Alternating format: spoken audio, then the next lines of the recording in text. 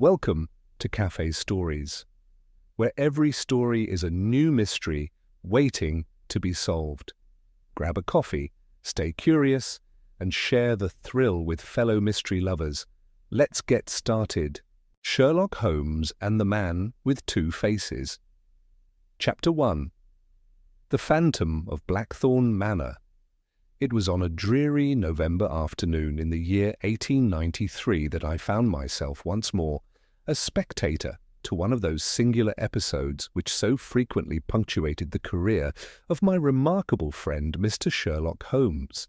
A persistent drizzle had descended upon London, reducing Baker Street to a quagmire of mud and mist, the gas lamps flickering like pallid sentinels against the encroaching gloom. Holmes, in one of his restless moods, had been pacing the length of our sitting-room, his violin silent upon the table, his keen mind evidently starved for stimulation. It was in this atmosphere of stifled energy that our visitor arrived, a man whose appearance and tale would prove as shrouded in mystery as the fog-bound streets below. The doorbell's jangle startled even Mrs. Hudson, whose tolerance for irregular hours was by now well seasoned. Moments later, she ushered into our rooms a gentleman whose bearing and attire spoke of aristocracy, though his countenance told a far darker story. Sir Reginald Blackthorn, for so he introduced himself with a stiff bow, was a man in the grip of profound terror. His face, though handsome in a gaunt, angular fashion, bore the pallor of a spectre, his eyes sunken and shadowed as though sleep had long abandoned him. His black frock coat, though finely tailored, was wrinkled and spattered with mud, his cravat askew, and his hands, which trembled as he removed his gloves, were those of a man acquainted with recent violence. "Mr. Holmes," he began in a voice hoarse with strain, "I have come because I am quite convinced I shall be murdered, or worse, condemned as a murderer unless you intervene. There is another me," he said, his voice trembling with each word. Holmes, who had been regarding our client with the dispassionate scrutiny of a biologist examining a rare specimen, now leaned forward in his chair, steepling his fingers beneath his chin. "A doppelganger, Sir Reginald?" he said, his tone curious yet sceptical. "The notion is ancient, yet seldom substantiated. Pray, illuminate us." The baronet sank into the proffered armchair, his fingers knotting and unknotting as though wringing the truth from the air itself. "For 3 months, since my return to Blackthorn Manor in Yorkshire after a decade abroad, there have been occurrences," he said, his voice low, almost hesitant. "Servants swear they see me in corridors I never walked, valuables vanish from locked rooms, livestock are mutilated in the fields, and now—" Here his voice faltered, his gaze dropping to the Persian rug beneath his boots, which Holmes had been studying with peculiar intensity. "Now," Holmes interjected smoothly, "there has been a death." Sir Reginald flinched as though struck. "4 days past, my head stable hand, a loyal man named Briggs was found in the hayloft with his throat slit," he said, his voice breaking slightly. "The villagers are convinced I did it. They claim to have seen me fleeing the scene, yet I was miles away at the time consulting my solicitor in York." I confess that I was entirely sceptical and inclined to attribute everything to natural causes. "My dear sir, the strain of such accusations alone might conjure phantoms," I said, attempting to offer a rational explanation. "Are you certain these sightings are not merely the product of overwrought nerves?" Our client turned to me with a look of mingled desperation and defiance. "Doctor, I should have doubted myself as you do, were it not for this," he said, producing a folded sheet of newsprint from his coat pocket. It was a crude sketch from the Whitby Gazette depicting a man unmistakably resembling Sir Reginald, his face contorted in a snarl, fleeing a burning barn. The caption beneath read, "Blackthorn Fiend strikes again." Holmes, meanwhile, had risen silently and begun circling Sir Reginald like a hawk, his eyes darting from the man's mud-caked boots to the faint yellowish stain upon his gloves. Abruptly, he plucked the right glove from the baronet's hand and held it to his nose. "Opium," he declared, his tone sharp. "Of a peculiarly acrid variety smoked in the dens of Limehouse. Curious habits for a gentleman lately returned from India, perhaps? The tan upon your wrists suggests recent exposure to tropical sun, though your face has since paled. As for your boots—" Here, Holmes seized one foot and tilted it upward, revealing a clump of reddish soil clinging to the heel. This is the distinctive ferrous clay of the Yorkshire moors, still damp from yesterday's rain. You have ridden hard to reach us, Sir Reginald. Your horse, I perceive, is tethered downstairs, its left foreleg favouring a stone bruise." The baronet gaped. "This is witchcraft, Mr. Holmes," he exclaimed, his voice a mixture of awe and disbelief. "Merely observation," Holmes said coolly, "but let us return to your other self. Has this double spoken left any tangible evidence beyond hearsay?" "Tangible enough," Sir Reginald exclaimed, his voice rising. He produced a handkerchief from his sleeve, unfurling it to reveal a pearl cravat pin, its tip stained brown. "This was found clutched in Briggs's hand," he explained, his voice trembling. "It is mine, a gift from my late father. Yet I swear upon my mother's grave it was locked in my dressing-case when the murder occurred." Holmes took the pin, examining it through his lens. "The blood is recent," he said matter-of-factly. "You have, of course, the key to this case." "On my person at all times," Sir Reginald replied firmly. "My mother, Lady Eugenia, dismisses these events as fancy, Mr. Holmes," Sir Reginald said bitterly. "But I tell you this phantom wears my face, haunts my halls, and means to see me hanged." At this, Holmes's gaze sharpened. "How singular that she does not join you in seeking aid," he remarked, his tone cutting. "But no matter. You wish me to unmask this phantom? Before he succeeds in stealing my life entirely, already the magistrate mutters about arrest. If another sighting occurs—" Holmes held up a hand.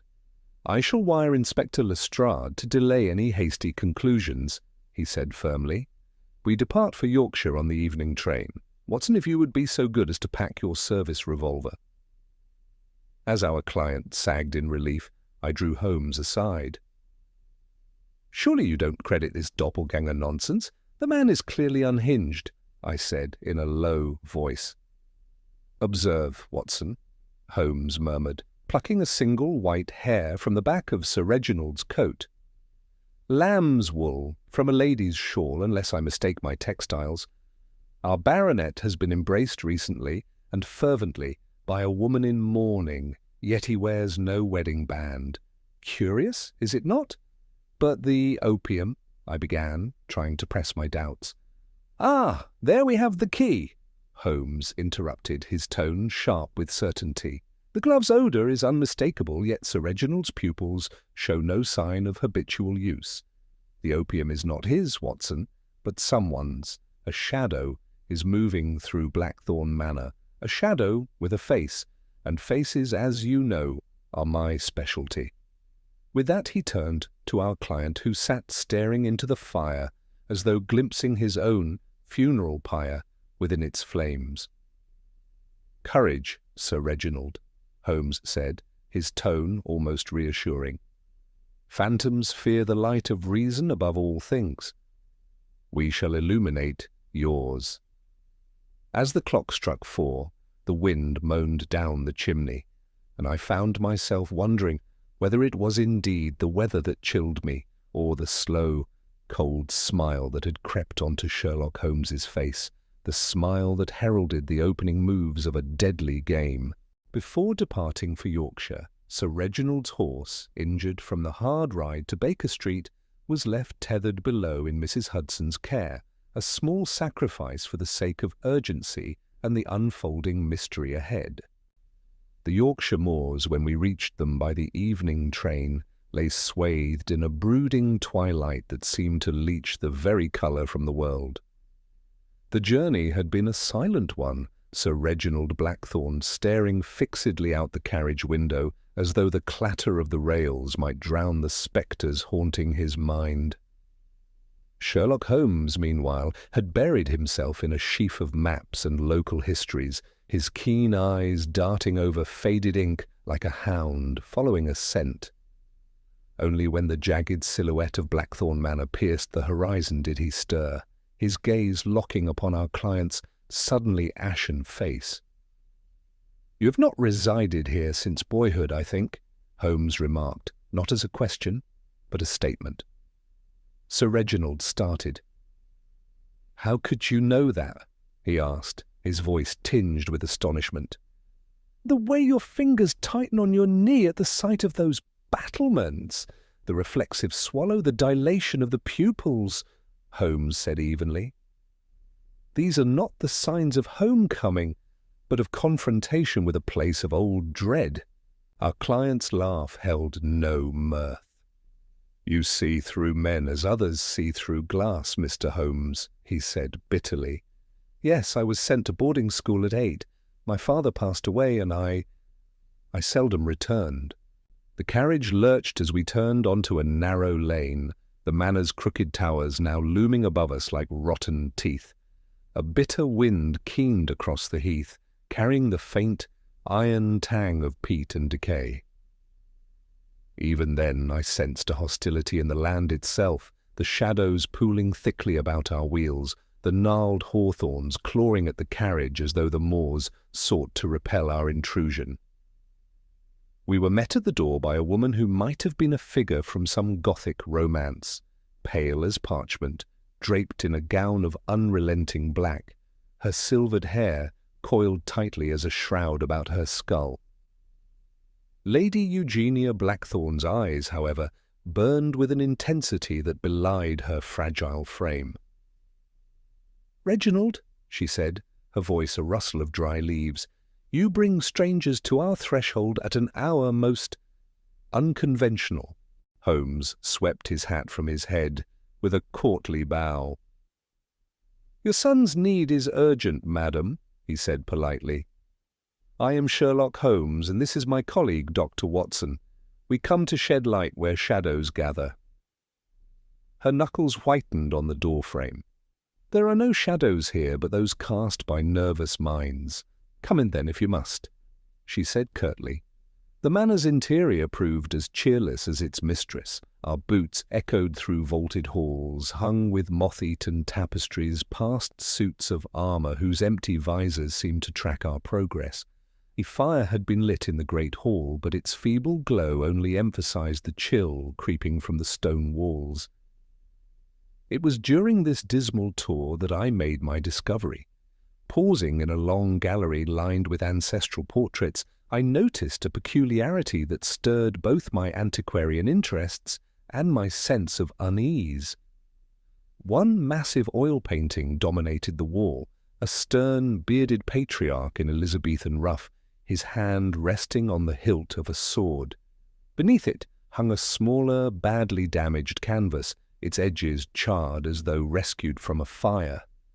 The subject appeared to be a boy of perhaps 12, his features eerily familiar. "The founder of the Blackthorne line," Sir Reginald muttered, noting my interest. "A pirate, they say, who built this house with blood money." "And this?" I asked, pointing to the scorched painting. Our client's face went slack. I don't recall," he stammered. "Edgar, 1865, Holmes read aloud, producing a magnifying glass to examine the crumbling pigment. "A relation." Lady Eugenia materialized at our elbows like a wraith, her breath quick. "A servant's child," she said, dismissively. "The portrait was damaged in a nursery fire long ago. It should have been destroyed." "Yet here it remains," Holmes mused, tracing the boy's jawline with his lens. "Curious that the flames spared the face. One might almost think—" A crash from the hallway shattered the moment. A housemaid stood trembling amid shards of a fallen candelabra, her eyes wide as saucers. "I'm that sorry, milady. Only I thought I saw—" she began haltingly, staring at Sir Reginald with undisguised terror. Holmes was upon her in 3 strides. "Saw what, girl?" he asked sharply. "Him, sir, standing right there in the passage. But when I turned, he weren't there no more," she exclaimed, trembling, looking towards Sir Reginald. Our host's brandy glass shattered against the hearth.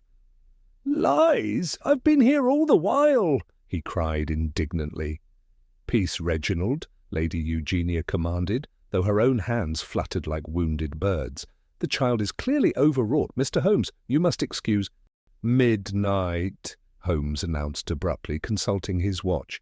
"The witching hour approaches, Watson. Let us see what phantoms this house conjures when honest men abed." The housemaid deposited us in separate chambers connected by a warped oak door, mine scarcely furnished, save for a sagging bed and washstand pocked with mildew. Through the thin wall I heard Holmes pacing his room, still fully dressed, I noted, his shadow occasionally blotting the sliver of light beneath our shared threshold. The scream came as the clock struck 12, a shrill, animal sound that brought us all bolt upright in our beds. Holmes, fully dressed, was at my door before the echoes faded. "The stables!" he snapped urgently, snatching up his stick. We found the maid, Molly, collapsed in the courtyard, her face blanched by moonlight. "It was him!" she sobbed, pointing a shaking finger at Sir Reginald, who arrived moments later, clutching a dressing gown about him. "I saw his face plain as day at the stable door. Then he vanished like smoke," she exclaimed. Holmes dropped to one knee, examining the mud. "2 sets of footprints, the girl's and a man's in riding boots," he said firmly. His lantern beam caught Sir Reginald's slippered feet. "Yours, sir! These are the only boots I own!" our client cried, near hysterical now. "Yet here we have a perfect imprint," Holmes murmured, measuring the tread with his tape. "Size 11, I should say, with a distinctive crack across the left heel. Tell me, Lady Eugenia, does the manor keep a guest register?" The old woman drew herself up, her voice trembling with forced composure. "We are not in the habit of entertaining, Mr. Holmes. Now, if you will excuse me, I must attend to this poor child," she said dismissively. As she led the weeping maid inside, Holmes turned to me, his eyes gleaming with that cold, intellectual fire I knew so well. "Mark the bootprint, Watson. Our phantom leaves tangible traces, and where there are traces, there's a trail," I finished. "Precisely. But to what end?" he murmured, staring up at the manor's brooding bulk, where a single light now burned in an upper window. Twice in one night the double appears, yet always beyond reach. We are being tested, old friend, and I mean to pass. Holmes knelt to examine the disturbed gravel, his lens glinting in the lamplight. "A child could see these marks lead east, Watson," he murmured. "But observe, the spacing betrays a deliberate leisurely stride. Our phantom wants pursuit." He rose, brushing moorland grit from his coat. To chase him now would scatter the game. Better to study the board and await his next move. As we retired, I glimpsed Holmes' pause before the gallery's burnt portrait, his fingers brushing the date, 1865. "A boy preserved in ashes," he murmured. "How very telling." The wind rose to a shriek as I finally sought my bed, carrying with it the distant cry of a hunting owl. Sleep, when it came, was fitful, haunted by the image of a face that was and was not Sir Reginald's, a face peering from the shadows with a smile of terrible kinship. Chapter 2. From Tower to Inferno. Dawn broke over Blackthorn Manor as sullen and leaden as the mood that had settled upon its inhabitants. The night's disturbances had left nerves frayed and tempers short, yet it was not until mid-morning that the full horror of our situation revealed itself. I had joined Holmes in the breakfast room, where he sat ignoring a plate of kidneys in favour of scrutinising a map of the estate, when a pallid footman appeared in the doorway, his voice trembling with barely contained panic. "The clock tower, sirs." "Old Jem." "They've found him," he stammered, his face pale as parchment. We discovered the groundskeeper suspended from the tower's rusted bell chain, his work boots dangling 6 feet above the cobbles. The man's weathered face, grotesquely purpled, bore an expression of profound astonishment, as though death had arrived in some unimaginable guise. Holmes cut the body down with clinical efficiency, his keen eyes missing no detail, the absence of ligature marks on the beam, the faint odour of lavender clinging to the corpse's shirt, the peculiar angle of the right arm bent behind the back. "Suicide, clearly," declared a red-faced constable who had come puffing up the stairs. "Poor devil couldn't take the hauntings no more," he said gruffly. "Suicide?" Holmes's voice cut like a scalpel. "Observe the knees, unscuffed, though the tower stairs are thick with grime.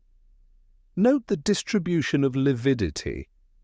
Most tellingly, he pried open the dead man's left hand, revealing a crumpled slip of paper.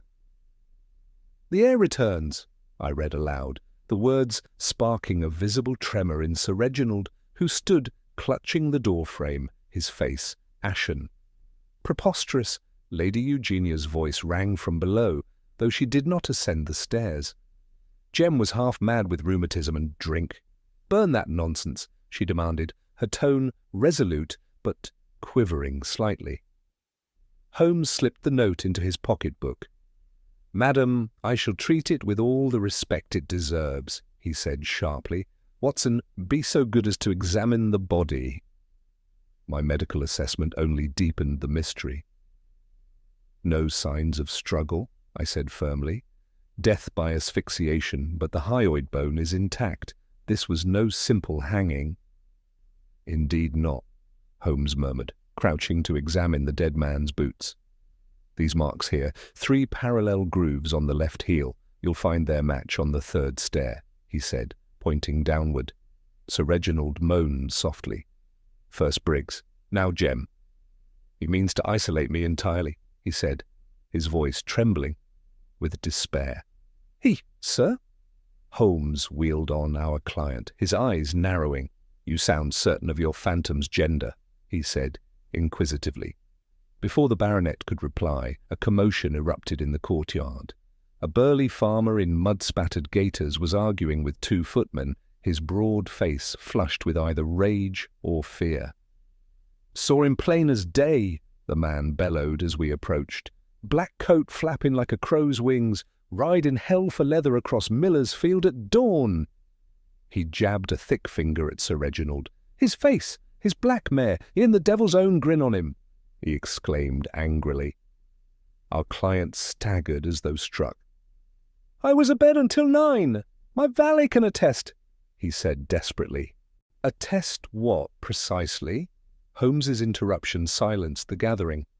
"Come, let us establish facts, Mr. Crocker," the farmer growled, "and I'll swear on my mother's Bible what I saw." "Which direction was this rider travelling?" Holmes asked. "East toward Grimsdyke Hollow," Crocker replied gruffly. Holmes turned to Sir Reginald's valet, a pinched-faced fellow hovering at the periphery. "You attended your master this morning?" Holmes asked pointedly. "From 7 o'clock, sir. Brought his shaving water, laid out his clothes," the valet replied nervously. "Did you observe him at all times?" Holmes pressed. The servant hesitated. I stepped out to fetch fresh towels at 8. Perhaps 5 minutes," he admitted reluctantly. "Sufficient," Holmes said with a wolfish smile. "Watson, your watch," he called briskly. What followed was one of those bravura demonstrations of deduction that cemented Holmes's reputation. Posting constables at every visible exit, he commandeered a lantern and led our reluctant party through the manor's labyrinthine passages. "Observe," he intoned, holding the lantern aloft in the clock tower. "At 7:55 a.m., Mr. Crocker here spots a rider 3 miles east. To reach that spot from the manor in 10 minutes would require a speed of 18 miles per hour. A gallop feasible for Sir Reginald's mare, were she not kept securely stabled," he explained methodically. He paused, allowing the implication to settle. But suppose our phantom knew a shortcut. With theatrical flourish, Holmes pressed a concealed panel in the tower wall. A section of wainscoting slid aside, revealing a narrow stairwell reeking of damp. "Constructed during the Civil War, I believe. It emerges—" "At the old ice house," Lady Eugenia finished tonelessly. She stood, framed in the doorway, her black gown blending with the shadows. "A childish fancy, long sealed," she added faintly. "Yet recently reopened," Holmes countered, illuminating fresh scrape marks on the stone steps. "Shall we test my theory?" he suggested. The experiment proved chilling in its precision. With Crocker stationed at Miller's Field and myself timing the proceedings, Holmes vanished into the passage. In precisely 9 minutes and 43 seconds, a cry went up from the farmer. A black-coated figure had appeared at the hollow's edge, only to vanish again. When Holmes reappeared in the tower, barely winded, even the dour constable gaped in awe. "The killer," Holmes concluded, brushing dust from his sleeves, "requires intimate knowledge of both the house's secrets and the surrounding land. Our phantom is no spirit, but flesh and blood, and likely watching us this very moment," he said gravely. As the others dispersed, I drew Holmes aside. "You place Sir Reginald in grave danger with such pronouncements?" I said, my voice low. "On the contrary, uncertainty is the true danger. Our client's nerves—" Holmes replied curtly. "His nerves? Holmes, the man jumps at his own shadow. What if these delusions of a double mask, some fracture of the mind?" I argued. My friend fixed me with that piercing gaze. "Do you truly believe him capable of such intricate deception?" he asked. "I've seen battle fatigue twist better men," I said thoughtfully. "Then observe more closely." Holmes produced the charred portrait fragment from his pocket. Edgar, 1865. A child who would now be, let us see, 38, Sir Reginald's exact age. Our phantom's face requires no mirror, Watson. It is etched here in oils and ash, he stated. A sudden clatter from the gallery above froze us both. Holmes sprinted up the stairs, but found only a displaced suit of armour and a single white rose lying beneath the burnt painting, its petals still dewy with sap. "A calling card," Holmes murmured, twirling the bloom beneath his nose. "The same variety grows in Lady Eugenia's private garden." "How singular," he noted. That night, as wind rattled the casements, I took up vigil in my room, revolver close at hand. Sleep, when it came, brought troubled dreams of identical faces laughing in smoke until a hand shook me awake. Holmes stood over me, his face lit by urgent excitement. "The portrait, Watson!" "The date. It's wrong," he exclaimed. But before he could explain, a woman's scream tore through the house, a sound that propelled us both into the darkened hall where fresh horrors awaited. The scream that tore through Blackthorn Manor's corridors that night led us not to some fresh horror, but to the library where Lady Eugenia stood rigid before a gaping hole in the wainscoting. A hidden compartment, pried open with brutal haste, lay bare its secrets, a leather-bound journal, its pages brittle with age, and a locket containing a miniature of a woman whose features mirrored Sir Reginald's own. Holmes, ever swift to seize upon evidence, snatched the journal and flipped to an entry dated July 12th, 1855, reading aloud in tones that cut through the shadows like a blade. My dearest Eleanor perished this night, leaving me a son whose visage bears the mark of her final agony. The physicians insist the child is unfit to live, his mind as fractured as the vial of laudanum that slipped from her hand. I have ordered him sent to St. Crispin's Asylum, where God may show him mercy. I cannot. Sir Reginald, his face ashen, staggered into a chair. Eleanor, she was my stepmother, but father always said, he began, his voice trailing off, that she died of fever when you were a boy. Holmes finished, his eyes darting across the pages. A convenient fiction. Your stepmother perished in childbirth. This child, he tapped an entry dated 1865. Edgar has been lost to fire. Let the record show I had but one son. Curious phrasing for a grieving father, Holmes remarked, his voice laden with suspicion. Lady Eugenia's breath came in shallow rasps. Lies, all lies, she muttered, her gaze fixed on the floor. Are they? Holmes produced the charred portrait from his pocket, holding it beside Sir Reginald's face. Twin pairs of storm-grey eyes stared back. A servant's child, you claimed, yet here we have a boy who shares not only the blackthorn brow, but the birthmark behind the right ear, a singular inheritance, would you not agree, Watson? I examined the painting's unburned portion. Indisputably familial, I said firmly. Then I must away to London, Holmes announced abruptly, snapping the journal shut. The roots of this poison tree lie in St. Crispin's ashes. Watson, remain vigilant, our phantom grows impatient. 3 days later, Holmes returned in the guise of a grizzled seaman, his face smudged with coal dust and his breath reeking of gin. I found him in the Manners disused conservatory, scrubbing his hands with carbolic soap. St. Crispin's, burned in 78, he said, without preamble, but its record survived in the care of a certain Mr. Josiah Quigley, a former orderly now haunting Limehouse's opium dens. You spoke with him? I asked curiously. Persuaded him, Holmes corrected, donning his frock coat. The man proved remarkably forthcoming once reminded of his military desertion charges.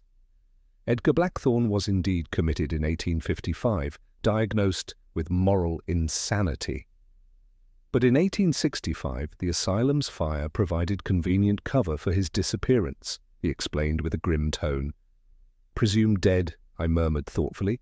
Presumed absent. Quigley recalled a gentleman paying handsomely to have the boy's corpse unrecorded. Our young Edgar resurfaced years later as a dockhand, boasting drunkenly of noble blood before vanishing again. Holmes paused, extracting a water-stained pamphlet from his satchel, an 1883 broadsheet advertising a travelling circus. A face circled in ink stopped my breath. The amazing Proteus, master of disguise! Edgar's tutelage in theatrical arts, Holmes said grimly. He honed his mimicry in carnival tents before returning to claim his birthright. But one question remains. Who preserved his childhood portrait? Who kept the embers of his existence smouldering in this house? We found Lady Eugenia at her late husband's escritoire, quill scratching across the vellum. She did not look up as Holmes placed the burnt portrait before her. You knew, he said softly. Knew your late husband's son lived? Knew he would return? The quills snapped in her fingers. I protected my child. Reginald was but 3 when I wed his father. What mother would not fight for her son's inheritance? She retorted, her voice trembling with defiance. Even by condemning Edgar to madness? Holmes asked, leaning closer. Madness? Her laugh rang hollow. Edgar was a demon cradled in Eleanor's womb. At 6, he stabbed a maid with her own hatpin. At 10, he burned the nursery. When the asylum took him, this house knew peace for the first time in decades. she said, bitterly. Holmes's gaze narrowed. Yet you preserved his image. Why? Tears splattered the parchment. His eyes. They followed me from the flames. I thought to keep it as proof, should the day ever come, she whispered. Holmes stepped closer, his voice ablade. Come, Lady Eugenia, proof implies anticipation. You feared Edgar's return long before this night, he said incisively. The dowager's composure crumbled. He wrote to me. After my husband's death, threats veiled as pleas, a son's rightful inheritance, he called it. I sent money, hoping to quiet him, she admitted, her voice breaking. A crash echoed from below, followed by the acrid tang of burning oil. Holmes flung open the door. Your silence fed the fire, madam? Now it consumes you. The east wing blazed like a pagan pyre, flames licking at ancestral portraits. Through the smoke, a figure emerged, Sir Reginald's mirror image, laughing as he tossed a lit oil lamp into the library. Edgar! Holmes roared, plunging after the vanishing shape. Chaos reigned. Bucket lines formed and collapsed as timbers groaned. I dragged Sir Reginald from his bedchamber, the baronet screaming, Let me die! He wants the house. Let him have its bones. Holmes reappeared at dawn, his coat singed, clutching a scrap of velvet curtain. He fled into the mire, he panted, but not before leaving this. The fabric bore a hastily scrawled message in phosphorescent paint, glowing faintly in the twilight. The heir requires a crown. The game quickens, Watson, Holmes murmured, staring at the moors where mist coiled like waiting serpents. Our adversary has played his childhood terrors against us. Now we must answer with the one weapon he lacks, brotherhood. As the household staggered through the ashes, I noted Holmes pocket a fragment of the circus broadsheet, his face etched with cold resolve. Somewhere beyond the scorched fields, a horse whinnied in the fog, a sound that might have been a challenge or a lament. Chapter 3. Chains of Blood, Chains of Fate. The aftermath of the fire hung over Blackthorn Manor like a shroud, the acrid scent of charred timbers permeating every draughty corridor. It was in this atmosphere of smouldering tension that Holmes convened a clandestine meeting in the estate's disused chapel, its stained glass saints casting fractured hues over Sir Reginald's ashen face. The time has come, Holmes declared, placing a mahogany case upon the altar, to let your phantom claim his prize.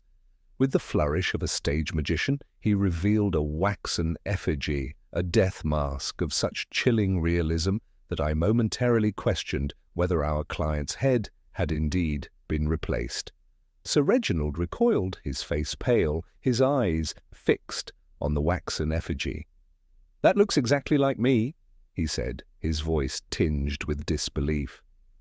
"Merely to simulate the condition," Holmes corrected, and explaining, "Meanwhile, Watson and I shall propagate rumours of your sudden demise through the village inns, a task made easier by your recent notoriety." The baronet's protestations were quelled by Holmes's icy logic.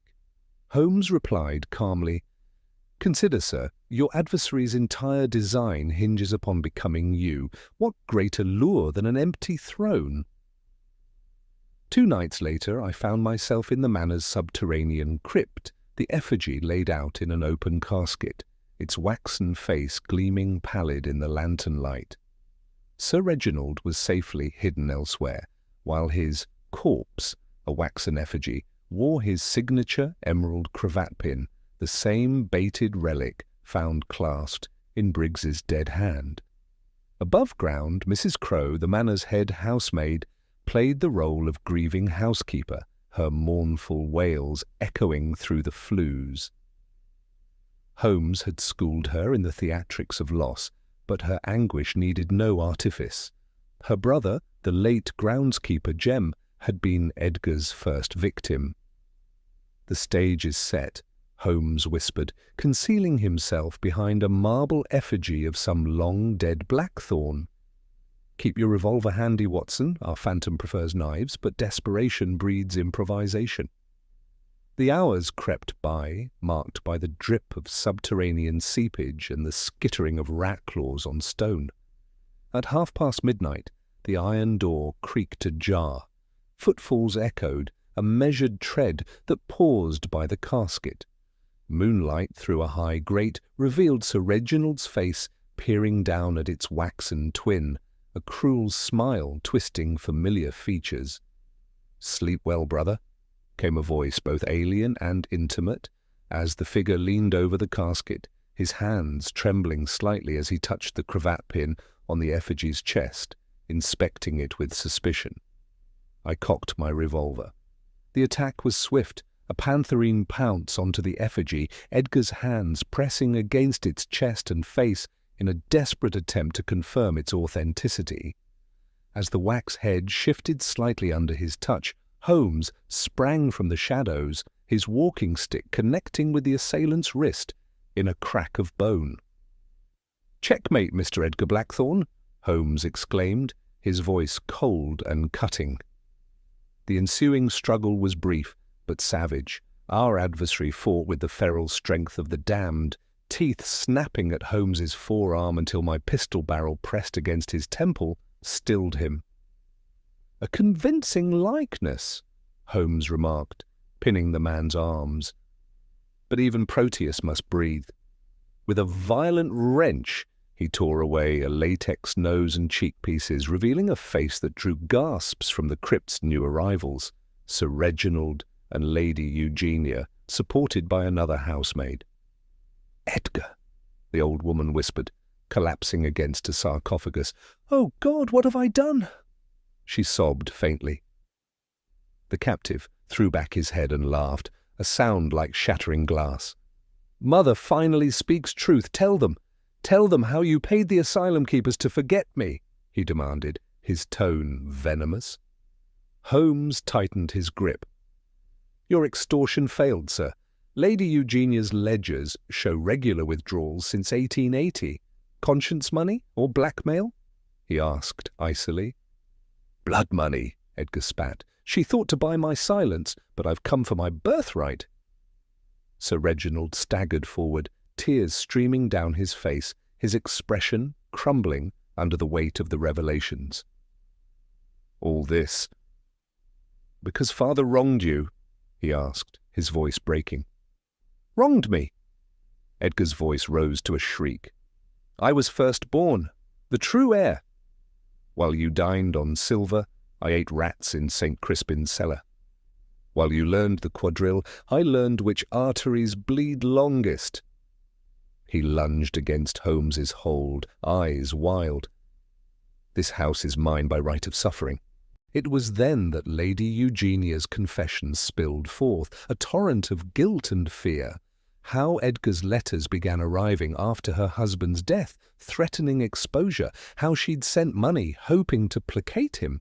How the fire at St. Crispin's had been no accident, but a youth's first act of arson. "I sought to protect Reginald," she quavered, clutching her rosary, "to preserve his inheritance." "By preserving me?" Edgar sneered. "Dear stepmamma knew I lived. That portrait she accidentally saved." His laughter echoed through the vaults. "A reminder that madness runs in the blood." Holmes stepped between Edgar and the cowering Lady Eugenia, his voice steel wrapped in velvet. "Madness is a poor alibi for malice, sir. Your theatre of cruelty closes tonight." With a practised twist, he secured Edgar's wrists in irons retrieved from the crypt wall. "The constables come within the hour. Until then, you may contemplate which face you'll wear to the gallows, the wronged heir or the common cutthroat." As the captive spat curses, Holmes turned to Watson, his eyes flinty. "Observe the restraints, Doctor. Note the craftsmanship. These shackles held Blackthorn pirates in the age of Elizabeth. Fitting, is it not, that they now cage their descendant?" As constables led the raving impostor away, Holmes retrieved a curious object from the crypt floor. A circus ticket stub dated 1879, its edges singed. "The final touch," he murmured. "No actor discards his playbills." Sir Reginald stared at the effigy's ruined face. "Will he hang?" "The law demands it," Holmes replied simply. "And what does justice demand, Mr. Holmes?" asked Reginald, his voice low. For once, the great detective had no answer. Dawn found us in the Manor's gun room, cataloguing Edgar's arsenal of disguise, wigs of varying hues, spirit gum, a costumer's ledger from Madame Tussaud's. Holmes paused at a child's primer, its flyleaf inscribed "To Edgar from Mamma." "Observe the handwriting," he noted, comparing it to Lady Eugenia's letters. The same angular M she visited him taught him, even as she plotted his erasure. "A tortured conscience," I ventured. "Or insurance?" Holmes's face hardened. "She preserved that portrait not from guilt, Watson, but as leverage. Edgar was always her son's shadow, a weapon to be deployed should Reginald prove unsatisfactory." He paused, his tone growing sharper. "And yet Lady Eugenia's actions are far from just. Mark my words, Watson. After we are done dealing with Edgar, she will face the justice she has long evaded." A shrill arrival interrupted us, the hurried steps of a maid echoing through the hall. She burst into the room, her face pale and her voice trembling.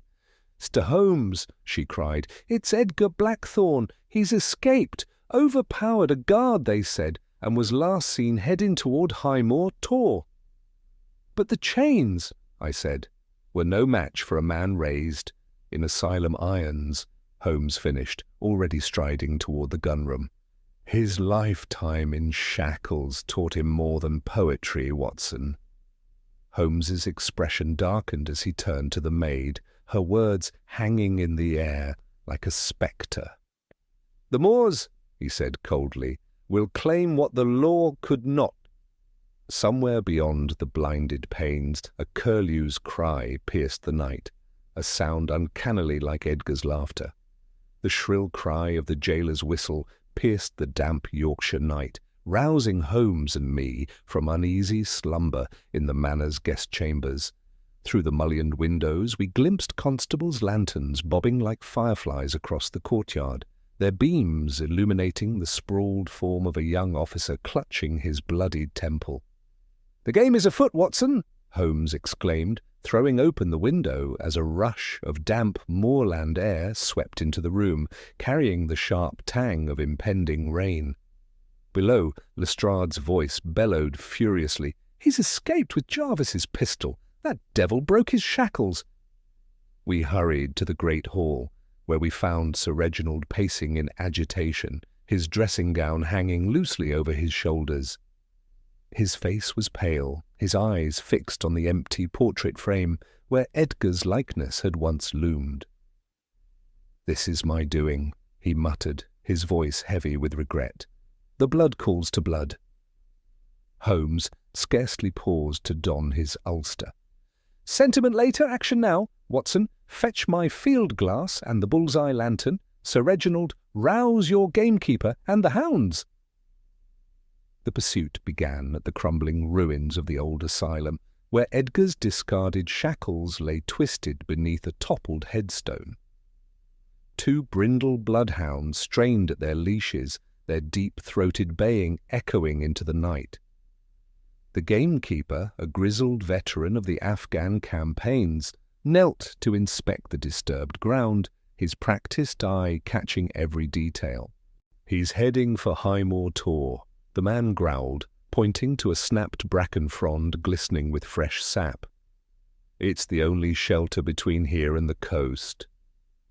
Holmes crouched beside him, his magnifying lens catching the faint imprint of a bare foot in the moss.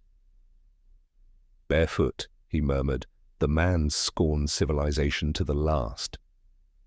As if in answer, a pistol shot cracked through the pre-dawn gloom, sending a startled curlew skyward. The hounds surged forward, their howls mingling with the rising wind as we gave chase.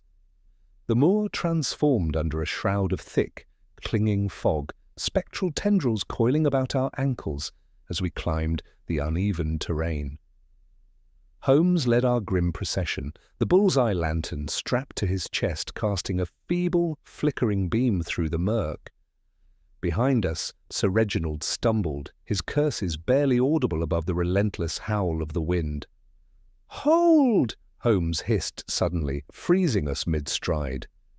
Through the spectral haze loomed the jagged crown of High Moor Tor, its granite outcrops like teeth gnawing at the low, scudding clouds.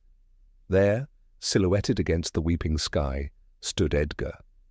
His borrowed constable's jacket flapped like a raven's wings, and the stolen revolver gleamed in his hand. "Come no closer!" he shouted, his voice rising above the gale. The wind twisted his words into a haunting echo. "I'll not dance on Blackthorn's gallows!" Holmes stepped forward with the cautious grace of a lion tamer, his hands raised in a gesture of calm.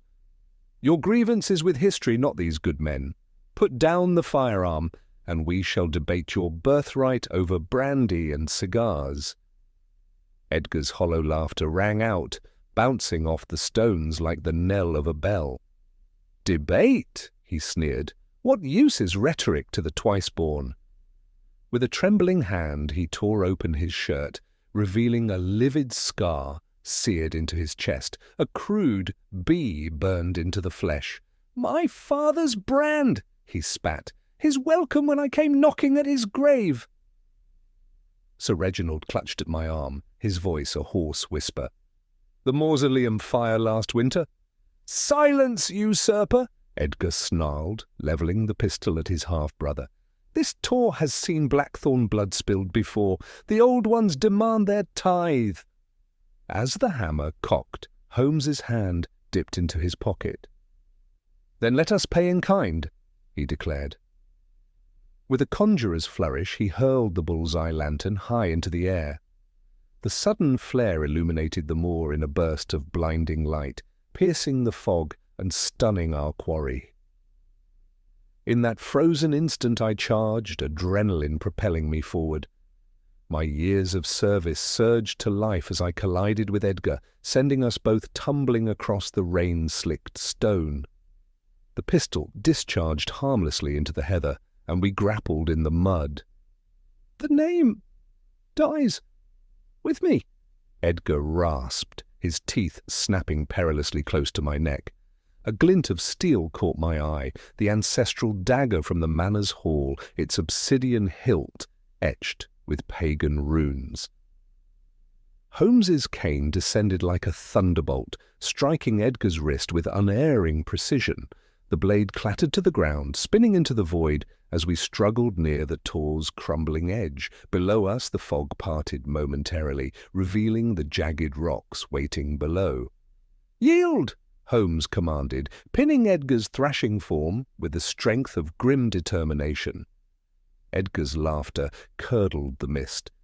"You cannot kill a ghost, Mr. Holmes. I am the first son, the true—" His defiance ended in a wet gasp as Sir Reginald lunged from the shadows, fists flying. "Murderer! Defiler!" he roared, his voice raw with anguish.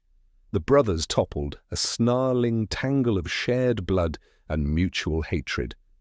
Holmes and I dragged them apart, but not before Edgar's temple struck an outcrop with a sickening crunch. "Watson, the field dressing!" Holmes barked. I knelt in the heather, my hand steady despite the chaos, and stanched the bleeding wound as Holmes administered smelling salts. Edgar's eyes fluttered open briefly, his gaze unfocused, but landing on Sir Reginald's tear-streaked face. "Father's first," he gurgled before slipping into unconsciousness. Lestrade and his constables arrived moments later, bearing Edgar away on a stretcher, his wrists shackled to the frame despite his limp state. "York Prison's infirmary will mend that skull," Lestrade growled, "and its cells will hold what the moors could not." Dawn broke sullen and grey as we descended from the Tor, our grim burden in tow. At the edge of the moor, Holmes paused, his eyes fixed on the dagger he had recovered from the Tor's base. "Observe the inscription," he murmured, tracing the eroded Norse runes with a gloved finger. "Bloodbinds, blood blinds." "A family motto," I ventured. "A warning," Holmes replied, his gaze lingering on the tor where ravens now circled. The Blackthorn curse was never spectral, Watson, merely the eternal return of sins long buried. As we trudged back to the manor, the first drops of rain began to fall, washing away the blood that stained Sir Reginald's clenched fists. Chapter 4. The Hollow Crown of Blackthorn. The morning after Edgar's capture dawned with a brittle clarity, sunlight piercing Blackthorn Manor's leaded windows like shards of glass. Sherlock Holmes and I found ourselves once more in the manor's oak-panelled library, where motes of dust swirled in the amber light, as though the very air hummed with the weight of unresolved truths. A squat, frog-faced solicitor named Mr. Throckmorton had arrived from York. His battered dispatch box clutched like a holy reliquary, its contents poised to unravel the Blackthorn lineage's darkest secret. "I understand there's been some dispute regarding succession," the man wheezed, mopping his brow with a puce handkerchief. From the shadows, Lady Eugenia emitted a stifled sob, her black crape veil trembling. Holmes strode to the mantelpiece, his finger tracing a fissure in the carved overmantel. "Your firm handled the late Lord Blackthorn's affairs, did it not, including the disposition of his first marriage?" Throckmorton's jowls quivered. "I am bound by client confidentiality." "Bound tighter by the hangman's noose." Holmes's voice cracked like a whip. He depressed a hidden catch in the woodwork, releasing a panel beneath the hearthstone. From the cavity he withdrew a parchment scroll sealed with crumbling crimson wax. A will dated 1865, concealed behind a false brick in the chimney. How came you to overlook it during probate? The solicitor turned corpse grey. "That document is inoperative, is it?" Holmes cracked the seal with surgical precision. "Behold, Lord Alaric Blackthorn's final testament, acknowledging Edgar as legitimate heir, born of his lawful wife Eleanor née Voss." He passed the document to Sir Reginald, whose hands shook as he read aloud. "To my firstborn son, Edgar Alaric Blackthorn, I bequeath title, lands, and entailed properties." Lady Eugenia's cane clattered against the floorboards. "A dead letter! The boy was declared mad, his rights forfeit. By whose hand?" Holmes pinned her with a hawk's gaze. "The Court of Chancery never ruled on competence. You and your husband merely let the world forget." Throckmorton squirmed. "Technically, the entail remains valid. However, Holmes interjected, "no court in England would award estates to a murderer. Legal legitimacy cannot cleanse blood-stained hands." He fixed Sir Reginald with a look of grim compassion. "The title is yours, sir, but the victory comes at a heavy cost." At dusk we found Lady Eugenia in the chapel crypt, kneeling before the Blackthorn mausoleum. The scent of extinguished candles clung to the chill air. "I shall take the veil at St. Hilda's," she murmured without turning. "The sisters welcome penitents." Sir Reginald reached toward her, then let his hand fall. "Mother." "I don't deserve to be called your mother," she said, her voice heavy with remorse. "I have killed Edgar. In every way that matters, I destroyed him." Holmes cleared his throat. "The stable hand's murder! Edgar's left-handed thrust, was it not?" The wound's downward angle betrayed him. She nodded absently. "He favoured his left even as a child. I burned his left-handed gloves, tried to beat it out of him." A spectral smile twisted her lips. "Some curses persist." Later in the study, Holmes assembled his final proofs upon a claw-footed table, the dagger from the tor, Edgar's circus broadsheet, and a pair of gloves mismatched by handedness. "Observe, Watson," he said, positioning 2 wax tapers to cast opposing shadows. Briggs's mortal wound descended sharply from right collarbone to left rib, a trajectory impossible for a right-handed man of Sir Reginald's height. Only a left-handed assailant standing on the hayloft ladder could strike thus. I examined his diagram, but the magistrate never noted this. Because rural constabularies measure guilt by resemblance, not reason, yet the truth lingered in plain sight, like Lady Eugenia's portrait or that telltale boot-print with its cracked heel. Sir Reginald entered, bearing a decanter of ancient brandy. His eyes lingered on the dagger. "He hated me before we met. Is that possible?" "Hate requires no introduction," Holmes replied softly. "Merely a narrative. Your mother provided that in abundance. At dawn's first light, we stood at the manor gates as a nun's carriage bore Lady Eugenia into the mist.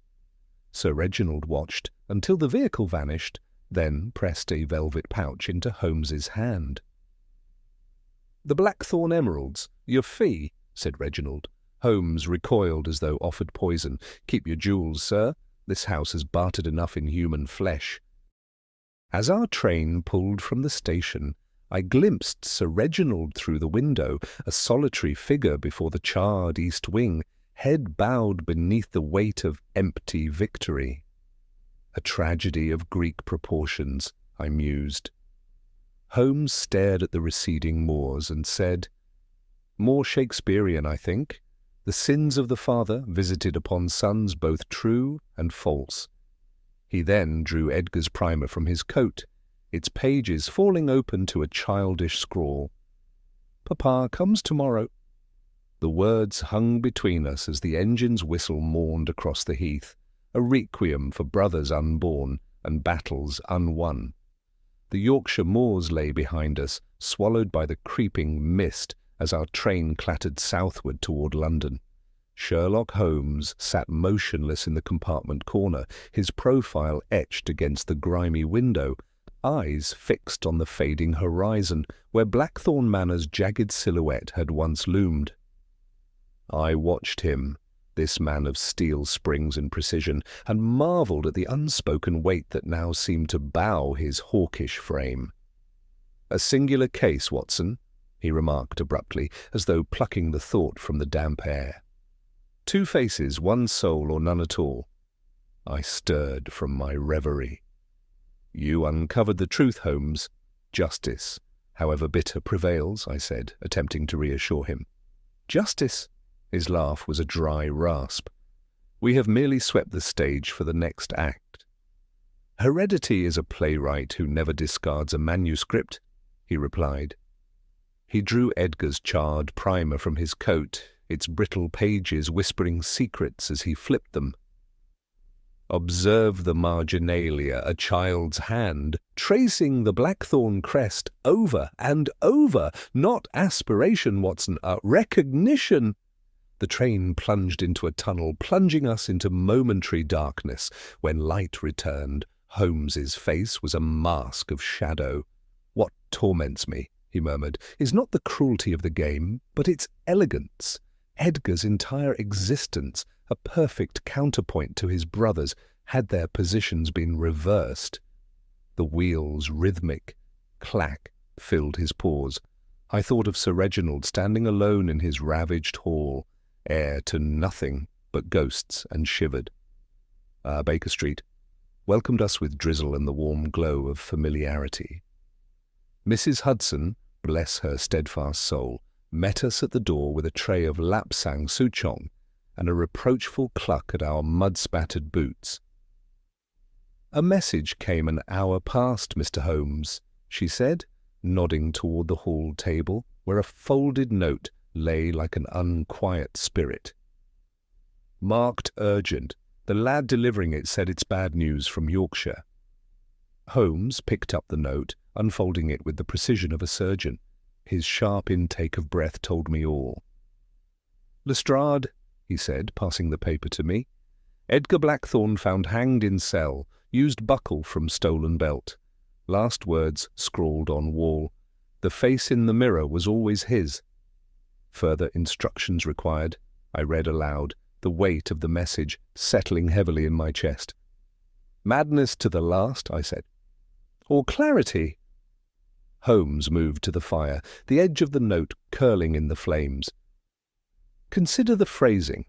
Not my face, but the face, as though he finally recognized the mask beneath the skin. The clock's pendulum swung its metronomic beat as Holmes sank into his armchair, steepling his fingers. Outside, a newsboy's cry, "Suicide in Yorkshire!" drifted through the fog. "You anticipated this?" I ventured. "I anticipated resolution," he said, his voice holding an uncharacteristic edge. "Yet the final stroke eludes me still. Why that phrase? Why the mirror?" I recalled the gauntlet of portraits in Blackthorne's gallery, generations of grey eyes staring through time. Perhaps he saw his father's cruelty in every reflection, his own, Sir Reginald's, or recognized the cruelest truth of all, that he and his brother were mere facets of the same cursed stone. Holmes said, plucking his violin from its case, the bow hovering over the strings. "The Moors keep their secrets, Watson, but not from us." A discordant note shivered through the room as he played, a gypsy air, mournful and unresolved. I watched the note's ashes curl in the grate, Edgar's final words reduced to smoke and conjecture. Later, as I chronicled these events, I paused at the question Holmes left hanging in the air, like the man himself. Can a life forged in betrayal ever reflect anything but distortion? The looking glass shows what it is shown, yet Edgar's last act twisted even this truth. We never learned which brother's face he saw in the end. Holmes, ever pragmatic, dismissed the case as a trifle of mirrors and morphine, yet I noted he kept Edgar's burnt portrait pinned above his desk. One fog-draped evening as we sat by the fire, I remarked on its presence. Holmes merely stirred his tea. "A reminder, Watson, evil wears many faces, but seldom its own," he said. The clock struck 12. The case was closed. It was some weeks after the case of the Blackthorne Phantom had faded from the headlines, replaced by fresher scandals, but for me, its spectres lingered still. Holmes, as ever, had buried himself in work, his sharp mind leaping from ciphers to chemical experiments with the agility of a cat at play. Yet I had seen the shadow in his eyes, the weight he carried, though he would never admit it. A letter arrived that evening, its envelope plain save for a Yorkshire postmark. Holmes, engrossed in a monograph on the uses of coal tar derivatives, handed it to me with a nod. "No doubt from Sir Reginald," he remarked absently. "Read it aloud, Watson, if you please." Breaking the seal, I unfolded the single sheet and began to read. "Dear Mr. Holmes and Dr. Watson, I write to you with the heaviness of a man who has seen the world's worst shadows and the faint glimmers of light that pierce them. Blackthorne Manor is, at last, quiet. The east wing remains a charred ruin, as it must always be, a fitting monument to the sins of my family. Yet in that silence I have found clarity, if not peace. Your deductions have unearthed truths I dared not face. My brother Edgar, though a stranger to me in life, has become a haunting presence in my thoughts. I see him now not as the villain I once believed, but as a man shaped and broken by the choices of others. In his final days he wrote to me, though I was unaware until after his death. His letter, found among his few belongings, is enclosed. I share it with you both, not out of duty, but out of something I cannot quite name, perhaps a desire to understand or to be understood. I leave Blackthorne Manor tomorrow, bound for the continent. This house, with all its grandeur, has become a prison. Yet I carry with me the hope that, through distance and time, I might learn to live not as a blackthorn, but as a man. Yours in gratitude, Sir Reginald Blackthorne. I paused, the letter trembling in my hands. Holmes, who had laid down his monograph, gestured silently for me to read Edgar's letter. Its paper was crumpled, the ink smeared in places, but the words rang clear. To my brother Reginald. Though I doubt you'll read this, I write it nonetheless. What is a man, if not the stories he tells himself? Mine is a tale of fire and ash, written by hands not my own. Yet as the end draws near, I see now that I have worn too many masks and forgotten my true face. You were the sunlit child, Reginald, the heir, the favourite. I was the shadow cast by that light, shaped by the cold walls of St. Crispin's, the jeers of men who called me beast and devil. Did I hate you for it? At times, but more than hate, I envied you. Not for your title or wealth, but for the love you were given so freely, the love I could only imagine. The fire in the East Wing was my answer to a world that denied me. I burned the past, hoping to rise from its ashes. Yet in the end, I see that fire consumes everything, even the hand that wields it. Do you know why I wore your face? It was not just revenge, it was a plea. I wanted you to see me, not as the monster, but as the brother who might have been. In that mirror, perhaps we might have found each other. But mirrors are cruel things. They show only the surface, never the depths. My death will be my final performance. Do not weep for me, Reginald. My part was written long ago, and I have played it to its bitter end. But do not let it be the end of yours. Take the stage now and live as I could not. Farewell, Edgar.